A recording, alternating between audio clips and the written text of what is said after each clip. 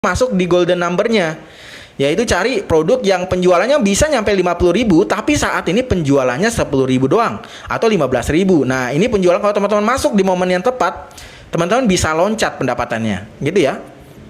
Yang kedua, pastiin produknya aktif ekstra voucher ongkirnya. Ini syarat teknis. Ini syarat teknis ya, sebuah video produk bisa gua anggap bagus ya. Contohnya ini ya. Nah, ini contohnya. Ini ekstra voucher ongkirnya aktif. Ini warna biru nih. Warna Tosca ini dia aktif ya, ekstra voucher ongkirnya. Melayani bayar di tempat. Nah, produknya bisa COD atau melayani bayar di tempat. Ini masih syarat teknis produk itu. Kenapa, Bang? Harus ekstra ongkirnya aktif sama melayani bayar di tempatnya aktif supaya mereka lebih mudah mau beli. Yang tadinya mau beli tapi COD nggak bisa, itu biasanya mereka nunda. Makanya ini syarat tambahan buat gue, syarat teknis.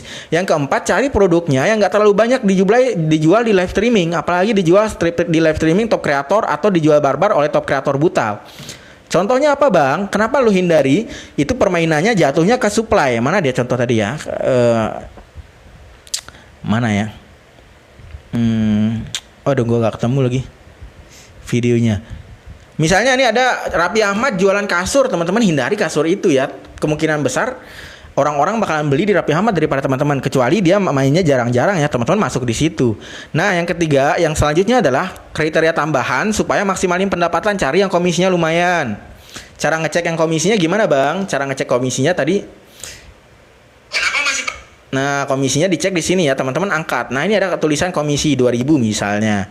Terus cari yang yang ketersediaannya lumayan, stoknya. Cari yang stoknya bagus. Mana contohnya?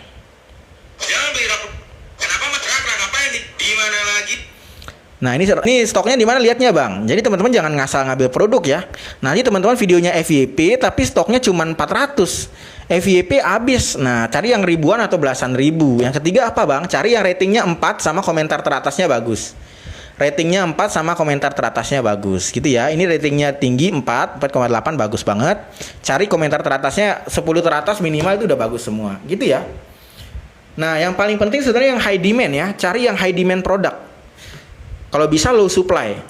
High demand, low supply. Demandnya tinggi, supply-nya sedikit. Jadi yang bikin videonya dikit tapi demand-nya gede. Bang Haris Store mati karena apa ya, Bang?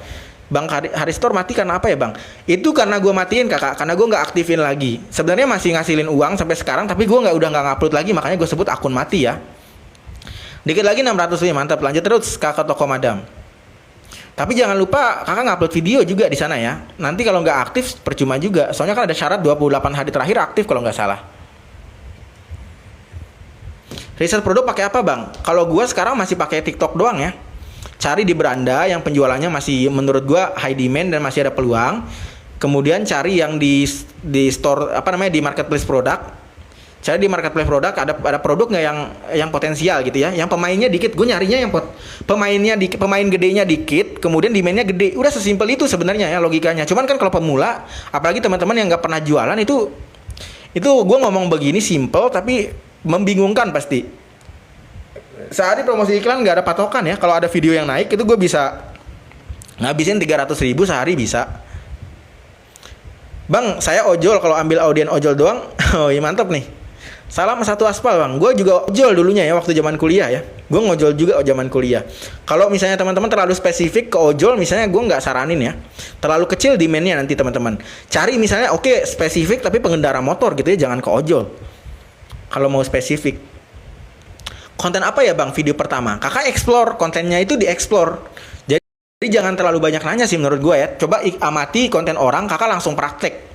Dan angle kontennya diuji coba ya, misalnya ada yang unboxing, ada yang storytelling, ada yang ini, yang itu, ada yang A, yang B, yang C. ATM dari konsep konten orang-orang, mana yang nanti Kakak evaluasi yang paling bagus. 5 akun 1 niche atau apa maksudnya? Beda-beda niche kalau gue ya. 5 akun 1 niche atau gimana, Bang? Kalau gue 5 akun itu beda-beda niche ya.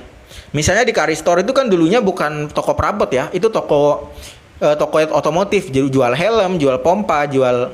Riset pemainnya gimana, Bang? Kelihatan kok ya yang muncul di beranda itu biasanya, coba lihat. Risetnya itu biasanya di top kreator ya. Di top kreator ya cara risetnya. Nah, jadi lihat mereka mainnya produk apa. Bentar lu gue kasih lihat ya.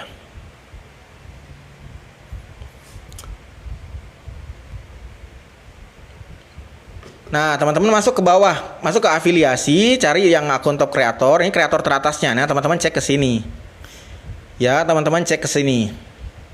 Gue nggak tahu ya, udah lama banget nggak ngupdate top kreator ini sebenarnya, yang apalagi yang misalnya lifestyle ya. Nah, yang lifestyle ini yang jualan tisu gue hindari karena dia live terus. Misalnya. 30.000 saja lo kakak. Nah, hindari tisu ini kalau gue, karena kenapa? Mereka terlalu banyak ya nyerap demand. Lihat produk-produk yang lain tuh. Di nomor berapa ya? Sekarang nomor 21 ya, tapi ini nggak ngupdate kali ya.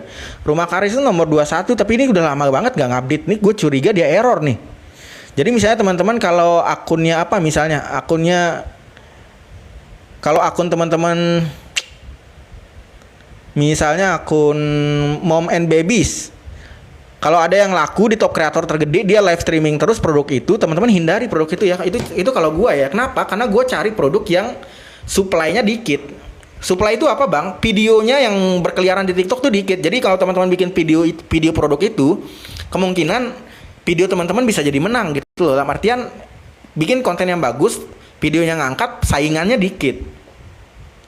Cara mengetahui high demand itu gimana bang? Itu tadi patokannya ya. Cari yang penjualannya 10.000. Ayo guys, tembusin 3. Nggak usah guys, nggak apa-apa ya, kita belajar santai-santai aja. Yang penting teman-teman gini loh, kalau misalnya cari yang high demand itu emang tricky banget ya. Kalau teman-teman nggak ada basic jualan, biasanya susah banget nge-spot ya. Kenapa? Karena yang orang jualan, ini intinya ya, produk yang teman-teman suka belum tentu orang lain suka. Kita kan mau jualan buat orang lain.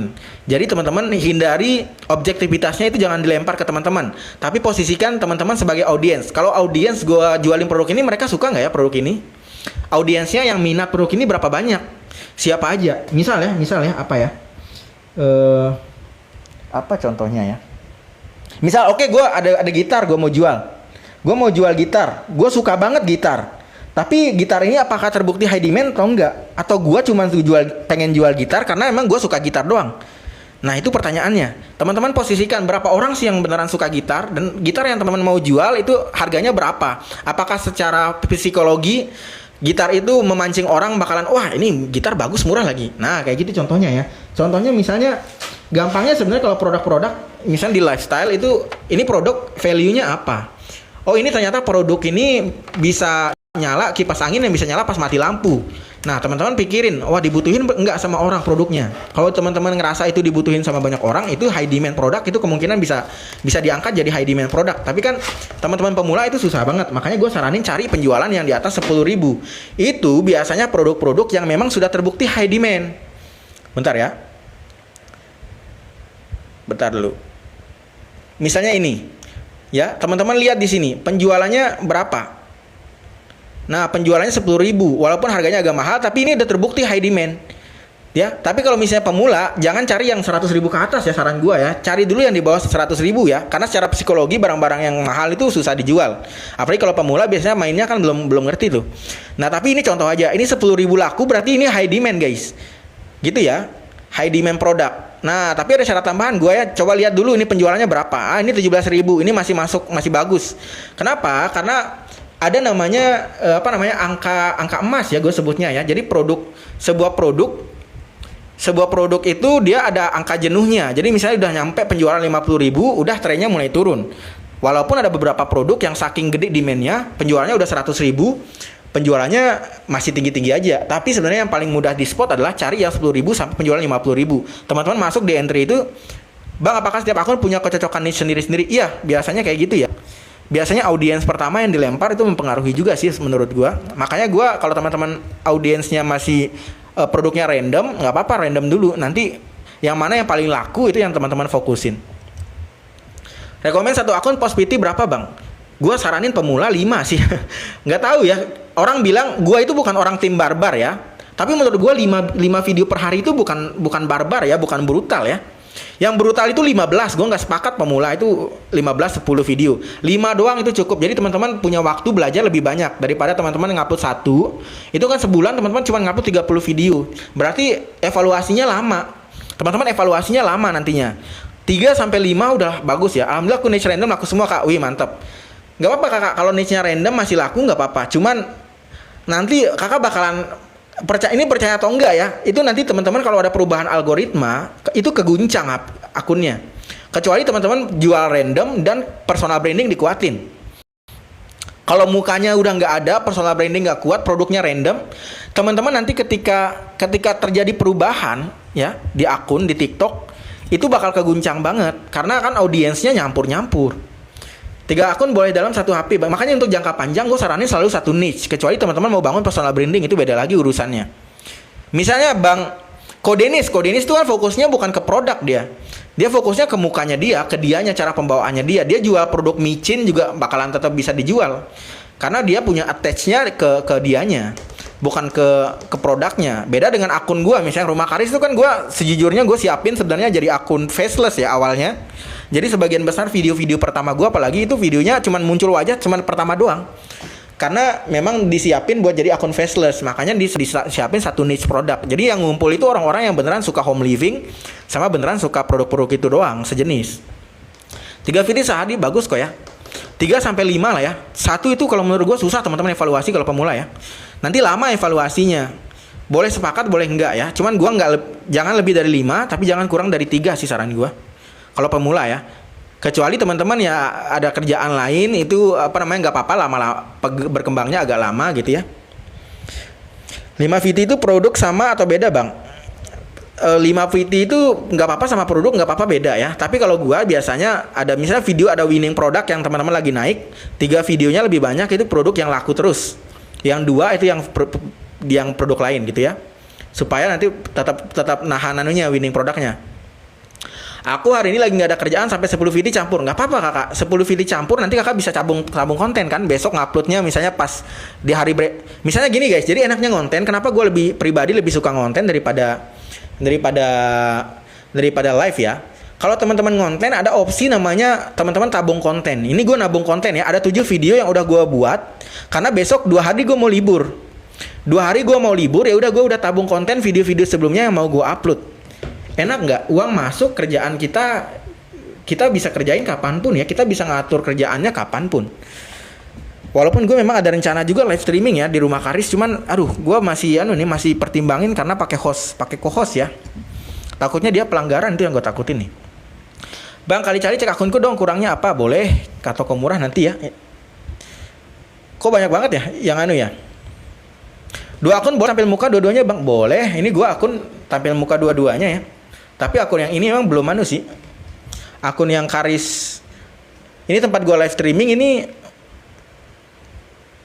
Aduh, malah nunjukin omset. Nah ini mukanya sama ya. Tapi ini kan ada pakai kacamata, backgroundnya beda, gitu ya. Yang ini nggak pakai kacamata, ini bajunya hitam. Yang ini pakai kacamata, bajunya putih, gitu ya. Satu akun sama wajah nggak ada masalah. Yang penting backgroundnya beda. Kalau bisa perintilannya juga. Ya benar banget, live capek banget nyorocos mulu nggak ada yang beli. Live itu dia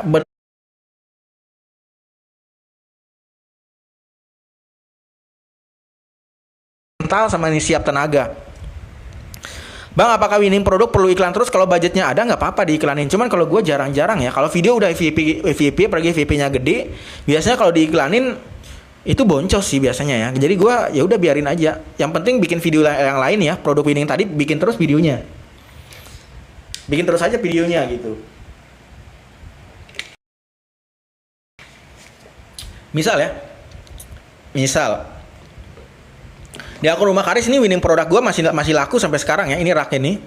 Tapi kalau teman-teman masuk di rak ini ya, teman-teman bakal dapat sisa-sisanya doang. Kenapa? Ini video penjualannya, ini coba lihat tuh. Ini video gua doang tuh di atas. Rata-rata video gua doang tuh. Ya, top 5-nya lah katakanlah, ini videonya dari gua semua tuh. Nah, kalau misalnya teman-teman masuk di situ, itu teman-teman bakal dapat sisanya. Makanya gua nggak saranin teman-teman ikutin top kreator ya. Teman-teman harus cari winning konten yang mana konten itu di teman-teman yang ngangkat produknya gitu loh. Jadi orang lain belum sadar, teman-teman yang ngangkat. Nah, ini contohnya winning produk, gue tetap bikin videonya ya, walaupun. Nah, ini winning produk soalnya di gue ya. Gue jual aja terus ya, walaupun emang trennya udah mulai turun ya. Tapi ya nggak apa-apa ya, kita bikin produknya aja. Dari sekian banyak video yang kita upload, nggak semuanya bakal FYP gede, gitu ya. Nanti ada yang FYP-nya misalnya 8 bulan, ada yang 2 bulan lalu ya, sebulan lalu kalau nggak salah ya. Mana nih? Nah ini FYP tuh. Ini FYP-nya gede tuh, ada yang 114.000, ada yang 720.000 gitu ya. Jadi performanya nanti audiens lagi yang bakalan tentuin. Makanya diperbanyak videonya. Diperbanyak video supaya teman-teman nanti bakalan tahu, bakalan punya kemungkinan FYP lebih gede gitu ya. Misalnya ini, kalau misalnya gue buat video ini winning angle, winning content doang, ini winning produk gue rak. Tapi gue cuman pas bikin video ini cuman satu doang. Ya udah 30 juta ini doang yang gue dapat. Nah, tapi karena ini gue jawab pakai balas komentar, ini ya, gue balas komentar di video yang ini FYP juga 23 juta. Gue balas lagi komentar, ini FYP juga 5,2 juta. Yang ini sekarang FYP juga balas komentar lagi. Makanya ada video yang FYP, teman-teman balas komentar ya, teman-teman bisa panen gede. Itu ada yang 381.000, 472.000, ada yang 289.000, ada yang ini, jadi beda-beda. Sehari upload berapa video, Bang? Sehari gue nggak ada patokan ya, tapi gue sekarang gue lagi ngusahain ngupload minimal 1 sih. Ilmu. Ya kak, kita sharing ilmu ya. Bang, kalau udah pelanggaran barang yang kita upload nggak laku, gimana maksudnya kakak? Kalau udah pelanggaran gimana maksudnya nggak laku? Nggak punya sampel gimana bang? Kakak pakai sampel yang ada di rumah. Pasti ada sampel di rumah. Ada rak di rumah, ada keranjang sampah, ada plastik sampah malah bisa. Bahkan ada apa namanya? Payung. Ada, gue sebut-sebut terus ya, gue nggak enak sama teman gue nih. Ada teman gue winning produknya itu yang dari awal dia belajar konten sama gue, itu sejadah guys. Kebayang nggak? Siapa yang nggak punya sejadah? Siapa yang nggak punya sejadah di rumahnya? Nggak mungkin nggak ada sampel. Tapi gue nggak mau munculin akunnya dia di sini ya. Ekal, gue izin kali ya, Ekal nih. Teman gue Ekal. Nggak mungkin nggak ada sampel guys. Ada sampel tapi pada lecet. Nah, caranya gue lihat dia pergi ke rumah temennya. Jadi ada gorden di rumah tantenya, dia rekam. Gorden itu selalu ada di TikTok guys. Ini gue kasih lihat ya. Nggak mungkin ya, teman-teman. Pasti ada tetangga yang punya gorden. Pasti gorden kayak gini tuh pasti ada. Ini bahkan gorden kampung loh. Ya, cari aja ke toko gorden, teman-teman videoin diam-diam. Besoknya teman-teman setelah di rumah baru teman-teman nanti voice over gitu ya.